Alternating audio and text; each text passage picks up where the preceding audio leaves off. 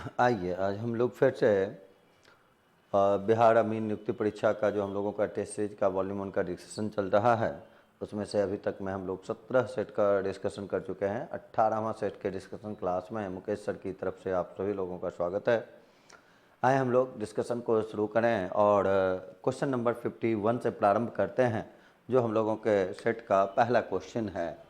तो 51 number question देखिए हम लोगों को कह रहा है कि एक विद्यार्थी जो कि 20% अंक प्राप्त करता है 60 से फेल, दूसरा विद्यार्थी 32 प्राप्त करता है 84 से फेल, कुल अंक की संख्या निकालना है। तो एक 20% लाया, दूसरा 32% लाया, यानी डिफरेंस अगर देखा जाए तो 12% का, और नंबर का डिफरेंस देखा जाए तो एक लड़का फेल किया था 60 से, दूसरा 84 अधिक लाया, तो 84 और 60 को जोड़ लेंगे तो ये 144 हो जाएगा। तो 12% बराबर देखिए 144 लिखेंगे, तो 100% टोटल के लिए निकालेंगे तो 144/12 गुना 100 कर लेंगे।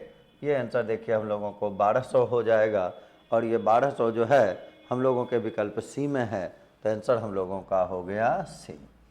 51 के बाद अगर अब हम लोग चलें 52 नंबर क्वेश्चन में, तो ये कहता है 10 × 10 × 4 कमरे में अधिक से अधिक पोल रखे जा सकते हैं। कोई भी क्यूबॉइड में जो सबसे बड़ा पोल आप रख सकते हैं वो उसके विकर्ण पे डायगोनल पे रख सकते हैं। तो उसका लेंथ अगर लेते हैं तो देखिए विकर्ण का फार्मूला, डायगोनल का जो फार्मूला होता है वो क्यूबॉइड में वो क्या होता है हम लोगों का L² + B² + H² under root. तो यहाँ से काम कर लें, 10 का स्क्वायर कर लेंगे, फिर प्लस में 10 का स्क्वायर कर लेंगे, फिर प्लस में 4 का स्क्वायर कर लेंगे। तो ये देखें ये 100 हो जाएगा, फिर 100 यानी 200 हो जाएगा, और 4 का स्क्वायर 16 जोड़ देंगे तो ये टोटल कितना आएगा 216 अंडर रूट।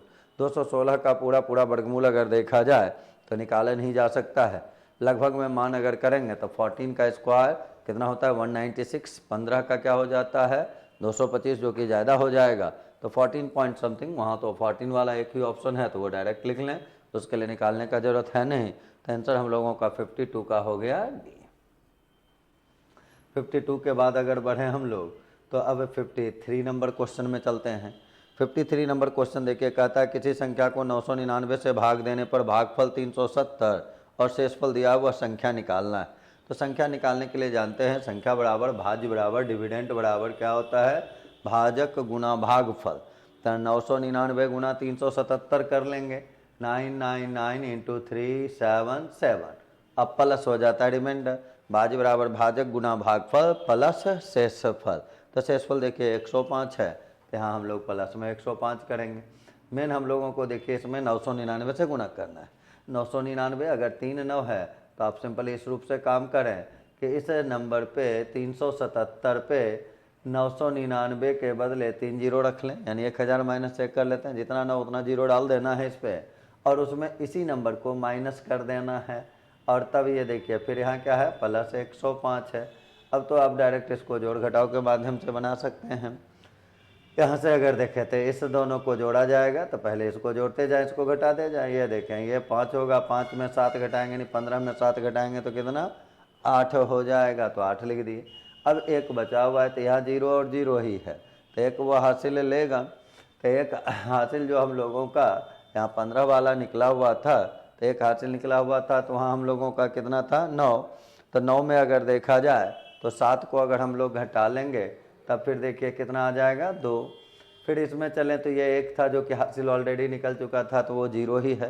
तो फिर 0 में देखिए हम लोगों को करना क्या है 10 में से 3 को घटा लेना है, और 10 में 3 अगर घटेगा तो बताए आएगा कितना 7। फिर अब इस प्लेस पे जाएंगे तो 10 अगर हम ले लिए तो उस प्लेस पे देखिए क्या बचेगा हम लोगों का 6 बचेगा, तो यहाँ लिख लें 6, फिर देखिए है 7, फिर देखिए है 3। तो इस रूप से हम लोगों का रिजल्ट आया 376728, जो आपके विकल्प सी में दिया हुआ है। तो आंसर हम लोगों का यहाँ से हो गया सी। 53 के बाद अगर अब हम लोग बढ़ें तो 54 नंबर क्वेश्चन में चलते हैं। कहता है कि स्कूल में 40 छात्रों के औसत आयु 8 वर्ष, शिक्षक का आयु जब आ गया औसत 1 वर्ष बढ़ गया, शिक्षक क्या आने वाले का एज पूछा जा रहा है। तो पहले का औसत आयु देखिए कितना था हम लोगों का 8 वर्ष, तो 8 लिख लेंगे। तो शिक्षक की आयु के लिए पहले वाला औसत छात्र वाला देखिए लिख लेना है, बढ़ जाता है तो प्लस कर लेना है। 40 छात्र था, एक आदमी आया तो आदमी कितना हो जाएगा 41, औसत में वृद्धि 1, जोड़ लें 41 और 8 को जोड़ेंगे तो ये देखिए 49 हो जाएगा। 49 आपके किस विकल्प में है? ए में। तो 54 का आंसर हम लोगों का हो गया ए। 54 के बाद अगर अब हम लोग बढ़ें तो 55 नंबर क्वेश्चन में चलते हैं। 55 नंबर क्वेश्चन देखिए, कहता है 2993 और 3139 का मासा निकालना है। भाग विधि से मासा निकालने का काम सब लोग जानते हैं। 2993 से भाग दे देना 3139 में। ये तो पता ही है, एक बार में भाग लगेगा, पहले एक बार में लगा लेते हैं हम लोग, इस रूप से रिमाइंडर निकालेंगे यहाँ से। 13 में 9 घटेगा, देखिए 4 हो जाएगा। 10 में 9 घटेगा तो देखिए 1 हो जाएगा। फिर यहाँ से हम लोगों का देखा जाए तो 2 में तो 2 घट जाएगा, यहाँ हम लोगों का आ जाएगा कितना? 146। फिर 146 से हम लोगों को भाग लगाना होगा कितना में? 2993 में। आप शेषफल निकालते चले, उसका काम करते चलें। आंसर तो देखिए अब यहीं से आप निकाल सकते हैं। ये 146 आ गया। 146 का फैक्टर देखिए तो एक ही है, 73। तो आंसर वहीं से आ गया 73। आप वहाँ रोक सकते हैं, हर एक लास्ट स्टेप तक काम करने का ज़रूरत नहीं है, स्टेप हम लोगों का कोई देखता भी नहीं। तो ऐसे अगर इस काम को बढ़ाते तो फिर देखिए इसमें हम लोग पहले भाग लगाते। 146 से अगर इसमें भाग लगाएंगे, पहले 2 बार में 6 दूनी 12, रेस्ट 1 होगा, 28 और 1 29 आएगा। फिर 9 में 2 घटेगा तो देखिए यहाँ तो क्या हो जाएगा? 7, और यहाँ से क्या आ जाएगा? 3। यहाँ 0 डालेंगे लेकिन रिमाइंडर तो उतना ही रहेगा। तो फिर 73 से भाग 146 में देखिए 2 बार में लगाते, और आंसर हम लोगों का लास्ट डिवाइजर जो होता है वही HCF होता है। HCF कितना आ गया? 73। तो आंसर हम लोगों का 73 हुआ, जो कि विकल्प बी में दिया हुआ है। इसके बाद अगर अब हम लोग बढ़ें 56 नंबर क्वेश्चन में, तो 56 नंबर क्वेश्चन देखिए हम लोगों को कह रहा है कि एक व्यक्ति ए से बी तक 60 से गया, बी से ए तक 40 से लौटा, एवरेज स्पीड।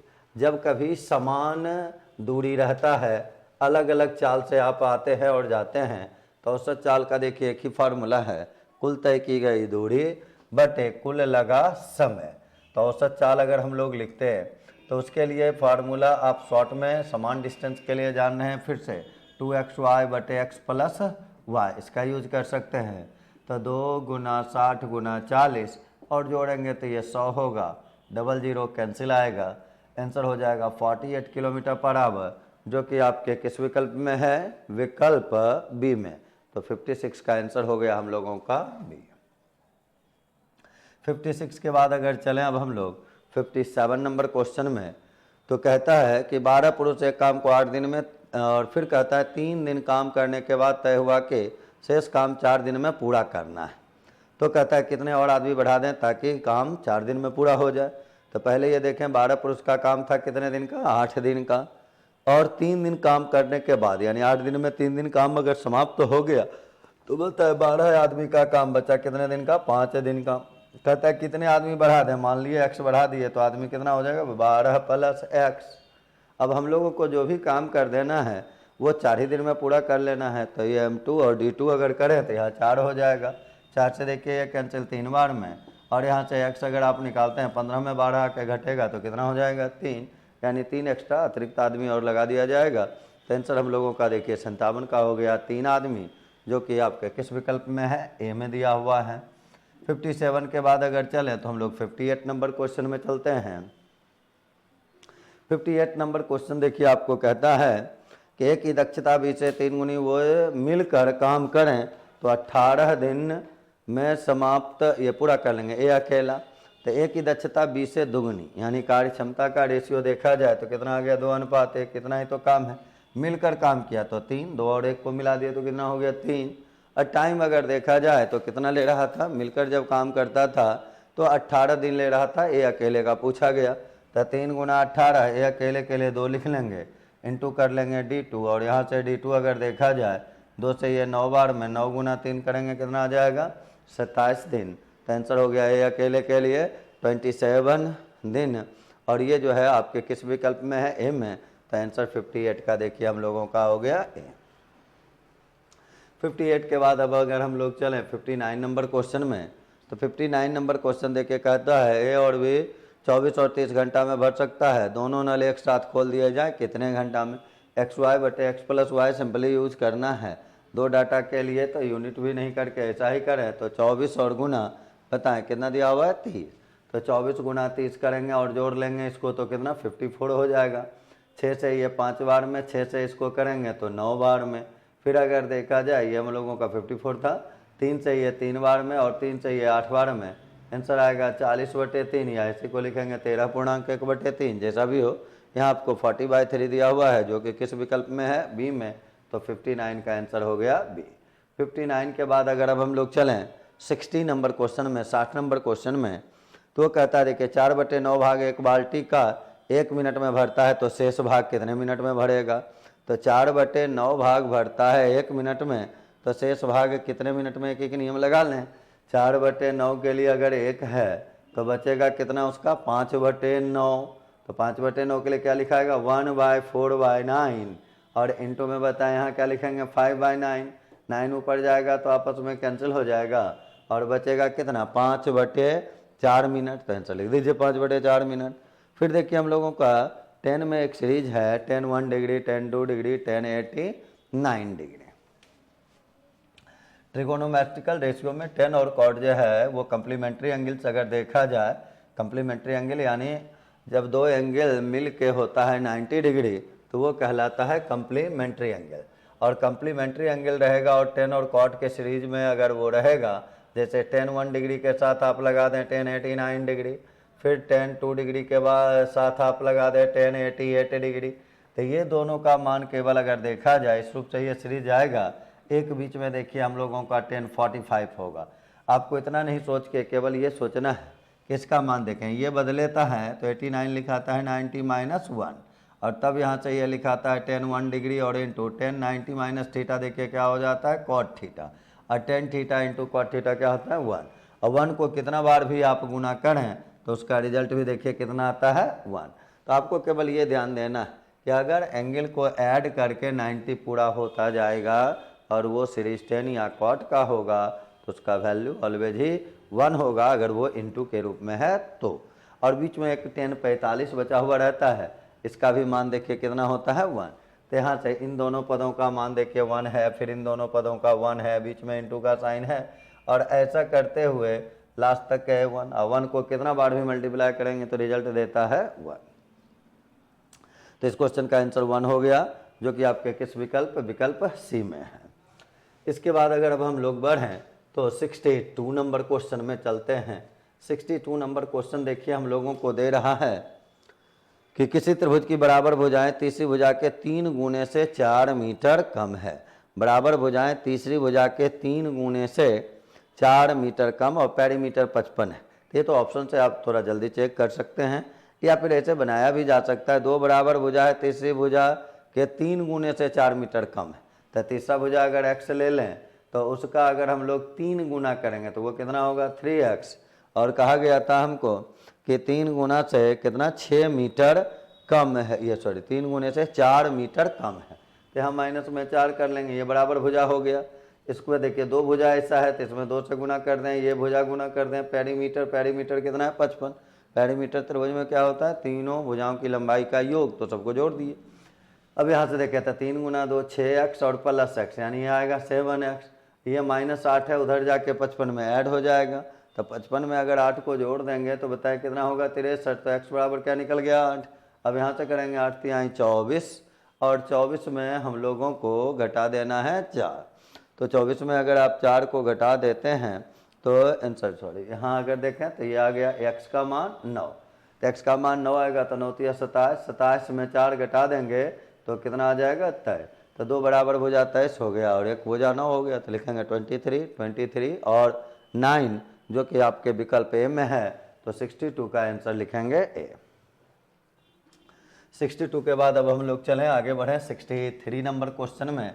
तो 63 नंबर क्वेश्चन देखिए हम लोगों को कह रहा है कि शांति 3 घंटे में प्रतिदिन काम करके 12 दिन में 2 किलो रुई काटती है। 3 घंटा किया 12 दिन में, तो 3 और गुना में किए 12 और बटे में कितना किलो रुई था 2 किलो। तो नीचे 2 कर लिए, M1 बराबर M2D2 कर लेता है हम लोग। फिर हम लोगों को कहता है वह 4 घंटे प्रतिदिन काम करके 10 किलो रुई कितना दिन, 4 घंटा करेगा कितना दिन, D2 निकालना है, और रुई क्या किलो है 10 किलो। बस इतना काम करना है हम लोगों को।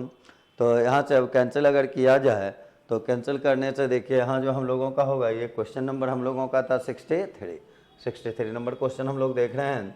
2 से कैंसिल करते हैं, 5 बार में 4 चाहिए, 3 बार में 3 3 9 5 45, तो D2 बराबर हो गया 45। तो 63 का आंसर हम लोगों का हो गया 45, जो कि आपके किस विकल्प में दिया हुआ है, ए में। तो आंसर हो गया हम लोगों का ए। 63 के बाद अगर अब हम लोग बढ़ें 64 नंबर क्वेश्चन में। 64 नंबर क्वेश्चन देखिए हम लोगों को कहता है 2 सिलेंडर के आयतन समान है। आयतन समान कहने का मतलब रेशियो हो गया कितने का, 1:1 का। और फिर कहा गया ऊंचाई 1 और 2 के रेशियो में है, तो त्रिज्या का रेशियो क्या होगा। आयतन के लिए लिख लिए 1/1, त्रिज्या का रेशियो निकालना है, लिख लिया R1/R2 का स्क्वायर इंटू कॉन्स्टेंट टर्म से कोई मतलब होता नहीं है, पाए अगर वहाँ लिखा हुआ है तो लिखने का जरूरत है नहीं। वॉल्यूम के लिए केवल क्या यूज करेंगे, R² इंटू एच। तो ये R² लिख लिए और ये h के लिए 1/2 दिया हुआ था, तो यहाँ से हम R1/R2 का अगर स्क्वायर निकालेंगे तो ये देखिए कितना आएगा 2/1। और यहाँ से आप R1/R2 अगर लिखें तो ये स्क्वायर इधर जाएगा, तो देखिए क्या हो जाएगा √2/1। एक का तो वर्गमूल एक ही हो जाता है, तो त्रिज्या का अनुपात हम लोगों को क्या लिखना होगा, √2:1, जो कि आपके किस विकल्प में दिया हुआ है, डी में। तो 64 का आंसर हो गया हम लोगों का डी। 64 के बाद अब हम लोग बढ़ते हैं 65 नंबर क्वेश्चन में। 65 नंबर क्वेश्चन देखिए हम लोगों को दे रहा है 5% के रेट से कितने धनराशि 3 वर्षों में 60 रुपये ब्याज अर्जित करेगी। तो 5 गुना 3 15 हो गया, तो 15% बराबर आपको जब पता है 60, तो मूलधन निकालना यानी 100%, तो 60/15 गुना 100। इक्विवेलेंट ऑफ परसेंटेज से आप ऐसे भी काम कर सकते हैं, और नहीं तो फिर फार्मूला तो मूलधन का पता ही है, ब्याज गुना 100 समय गुना दर, वहाँ से भी आप निकालें, आंसर आएगा आपका कितना 400 रुपया। और 400 जो है वो किस विकल्प में दिया हुआ है, सी में। तो 65 का आंसर हम लोगों का हो गया सी।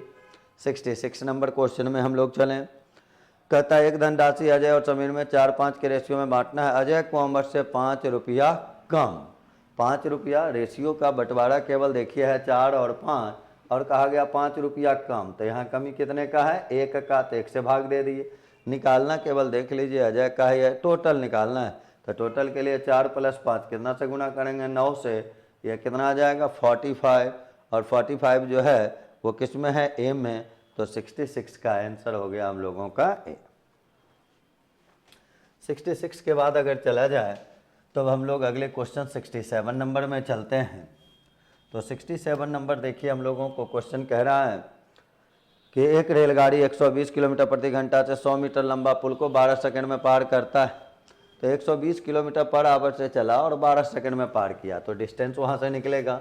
डिस्टेंस का मतलब यहाँ क्या होगा, गाड़ी की लंबाई प्लस पुल की लंबाई या प्लेटफॉर्म की लंबाई, जो भी दिया जाए। तो लंबाई का योग, उसी को आप दूरी कहें या लंबाई का योग कह लें, वही दूरी हो जाता है। तो 67 नंबर क्वेश्चन में हम लोग देखिए चल रहे हैं। तो 67 में हम लोग लंबाई का योग डायरेक्ट निकालेंगे। तो लंबाई का योग का अर्थ हुआ दूरी, दूरी का फार्मूला 4 गुना समय, मीटर प्रति सेकंड बदले तो 5/18, और पार किया है देखिए कितने सेकंड में, 12 सेकंड में। तो इंटू आप 12 कर लेंगे।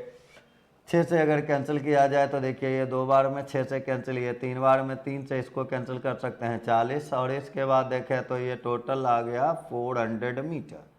400 मीटर हम लोग क्या निकाले, लंबाई का योग। किसके लंबाई का योग, रेलगाड़ी और साथ ही साथ पुल का लंबाई। तो इसमें हमको दिया हुआ था 100 मीटर लंबे पुल को, यानी इस 400 में पुल जो है वो कितना लंबा है, 100 मीटर। तो 400 में 100 घटा दें, यही हम लोगों का देखिए रेलगाड़ी का लंबाई आ गया 300 मीटर, जो कि आपके किस विकल्प में है, बी में।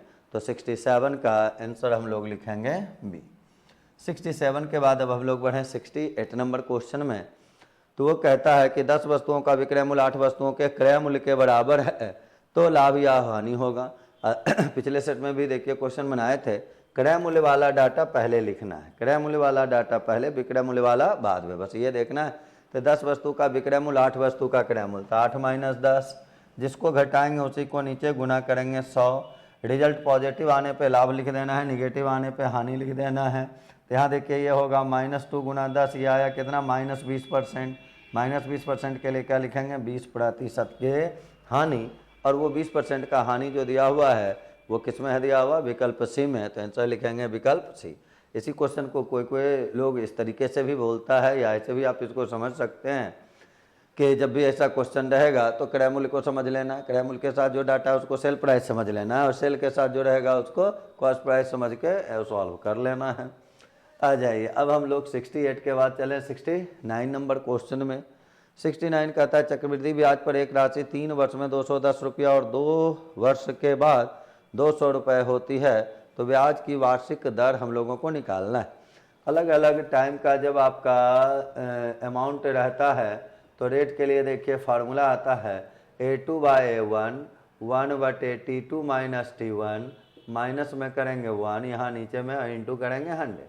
मान वैल्यू रखें A2/A1, तो दूसरा मिश्रधन जो है एक बड़ा वाला को A2 कहेंगे, छोटा वाला को A1 कहेंगे। तो एक है 210 और दूसरा था 200, तो यहाँ देखिए 210 लिखे बटे में 200 कर लिए, पावर में 1 बटे ये 3 साल और 2 साल, माइनस में 1 है और इंटू में देखिए 100 है। अब यहाँ से सॉल्व करें इसको, ये 0 0 कटेगा, 3 में 2 घटेगा 1, 1 बटे 1 लिखने का ज़रूरत है नहीं, तो आप डायरेक्ट इसको 21 बटे 20 और माइनस में करेंगे 1 और इंटू में देखिए ये 100% होगा। इसको आप 1/20 लिख सकते हैं, और 1/20 इंटू 100 जब होगा तो आंसर देखिए आएगा 5%, और वो 5% जो है आपके किस विकल्प में है, सी में, तो 69 का आंसर हम लोग लिखेंगे सी। इसके बाद आगे अगर बढ़ा जाए 70 नंबर क्वेश्चन में, तो 70 नंबर क्वेश्चन देखिए हम लोगों को कहता है, 70 नंबर क्वेश्चन हम लोगों को दे रहा है कि किसी धनराशि पर साधारण ब्याज मूलधन का 9/16 वर्ष की संख्या ब्याज के बराबर। साधारण ब्याज मूलधन का, तो मूलधन का कहा तो नीचे वाला को डायरेक्ट आप मूलधन ले लें, यानी मूलधन अगर देखें पी अगर देखें तो 16 हो गया, एस आई बराबर तब ऊपर वाला काम करेगा 9 हो गया। और रेट अगर हम लोगों को देखें तो बराबर कह रहा है, तो दर को अगर 8% लेंगे तो टाइम भी कितना हो जाएगा, 8 वर्ष हो जाएगा, इतना ही काम। फार्मूला भी डायरेक्ट यहाँ यूज कर सकते हैं 10√x/y, लेकिन यहाँ से वो भी बतला देंगे, लेकिन पहले यहाँ से सीख लें। कहता है तो ब्याज की दर यानी आर का वैल्यू हम लोगों को निकालना है, तो आर का वैल्यू अगर निकालेंगे वर्षों की संख्या ब्याज की दर के बराबर, आर का वैल्यू निकालें तो एस आई के लिए 9 बराबर आपको पता है PRT/100, तो P इंटू आर बटे में करेंगे 100, तो P के बदले देखिए हम लोगों को क्या लेना था 16, यहाँ 16 लिख लिए, तो आर स्क्वायर बराबर करेंगे तो 900/16 होगा, तो आर बराबर करेंगे तो 30/4 हो जाएगा। इसी को 15/2 लिख लें, इसी को 7.1/2% लिख लें, और इसी के लिए डायरेक्ट एक फार्मूला भी आप यहाँ याद रख सकते हैं, जब समय और रेट बराबर होगा तब ऐसे दूसरे रिलेशन के लिए उस रूप से काम करना होगा।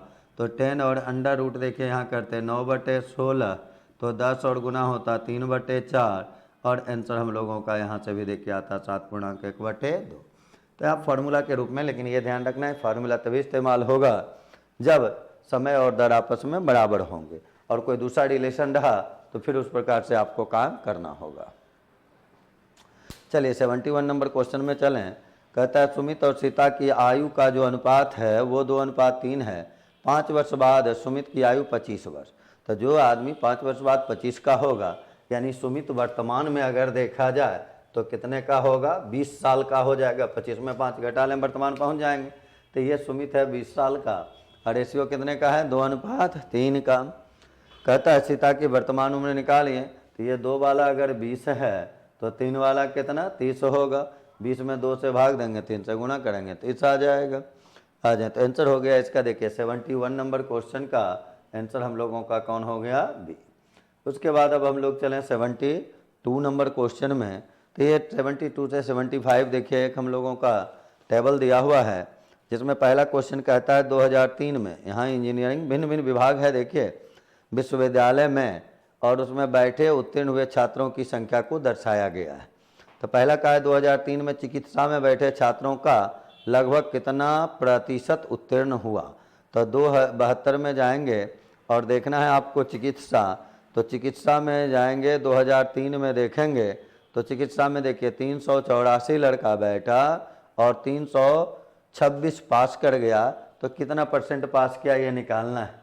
तो 326 और बटे में क्या करेंगे 384 और गुना में कितना 100%, ये हो गया उत्तीर्ण का परसेंट।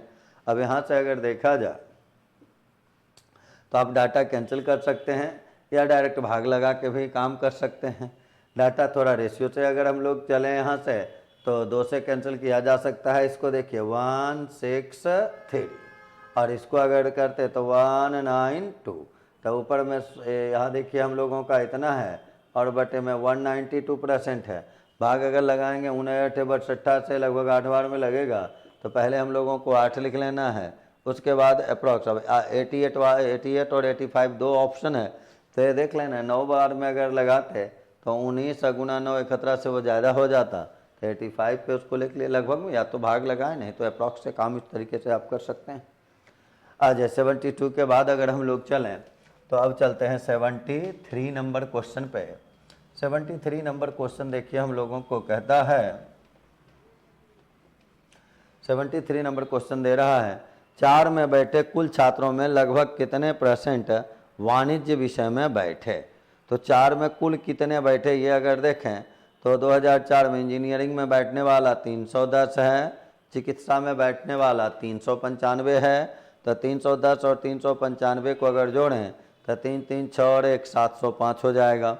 705 और फिर प्रबंधन में देखिए 106 बैठ रहा है, तो 705 में पहले 100 जोड़ लेंगे तो 805 हो जाएगा, 6 और जोड़ लेंगे तो 11 हो जाएगा, तो 811 हो गया।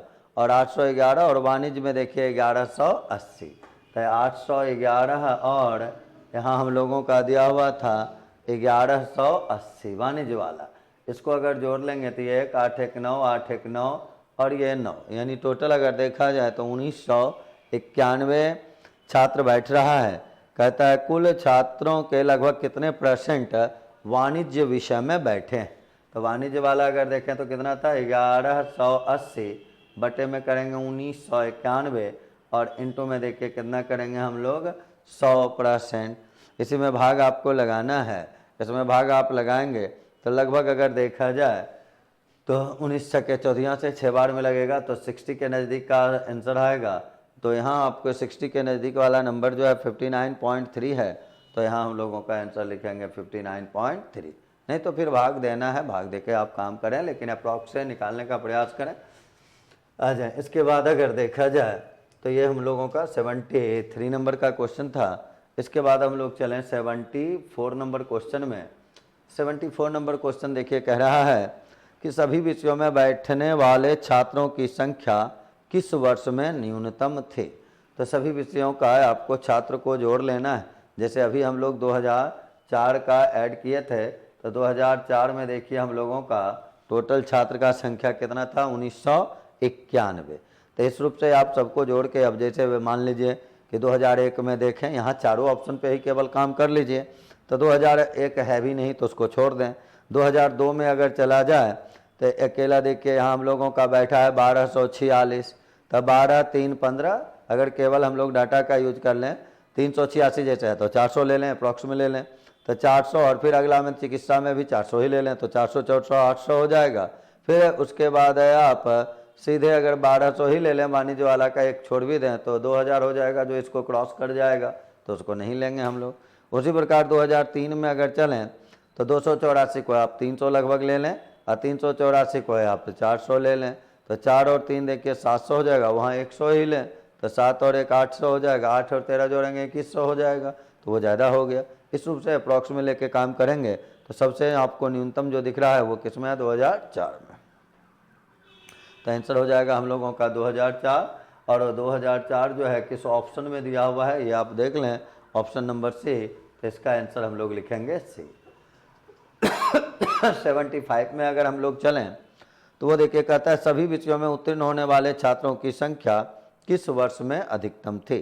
सभी विषयों में उत्तीर्ण होने वाले छात्रों की संख्या किस वर्ष में अधिकतम थे, यानी इंजीनियरिंग का, चिकित्सा का, प्रबंधन का, वाणिज्य का, सबका आपको क्या करना है, उत्तीर्ण होने वाले छात्रों की संख्या को जोड़ना है। तो जैसे कि हम लोग अगर जोड़ते 2001 में तो 289 246 फिर 9 और फिर 1510, ये सारे डाटा को हम लोग जोड़ लेते। तो यहाँ भी आप लगभग में काम कर सकते हैं। 289 है तो जैसे 300 ले लिए, 246 है 250 ही उसको अगर लें तो ये 3 और 2 देखिए कितना हो जाएगा 550 हो जाएगा, 2.5 लेंगे तो 5.5 में फिर आप सीधे 1510 में आ जाएं तो 1500 ही उसके लिए लें, तो 1500 और उधर से हम लोगों का था कितना 3 और ढाई 5.5 तो 20.5 हो गए। इस रूप से आप सबको जोड़ेंगे तो आपको सबसे अधिकतम निकल जाएगा, जो कि आएगा आंसर आपका वर्ष 2005 में। वहाँ देख रहे हैं 382 है, फिर 382 है, फिर 74 है, फिर 1326 है। सारा डाटा दूसरे के रिस्पेक्ट में अधिक है तो वह ज़्यादा आपको आएगा। तो सभी विषयों में उत्तीर्ण होने वाले की संख्या को आप ऐड करेंगे और इस रूप से आंसर आपको आएगा 75 का बी यानी 2005। तो इस रूप से इस डाटा बेस्ड जो भी टेबल होगा वहाँ तो जोड़ घटाव थोड़ा सा आपको फास्टली करना होगा, काम करना होगा। उसके लिए यहाँ विशेष संख्या गिनना अगर है तो उसके लिए स्टैकिंग नहीं है, अप्रॉक्स लेके आप काम कर सकते हैं। अप्रॉक्स पे आप आइडिया लेके कि इसके बराबर है, ये अधिक रिजल्ट देगा, ये कम रिजल्ट देगा, इस रूप से आप काम कर सकते हैं। तो हम लोगों का टेस्ट सीरीज़ का जो आज 18वां सेट था वो समाप्त हो गया और अगले सेट नंबर 19 में हम लोग अब मिलेंगे, फिर 19 के डिस्कशन को आगे बढ़ाएंगे। आपका दिन शुभ हो। धन्यवाद।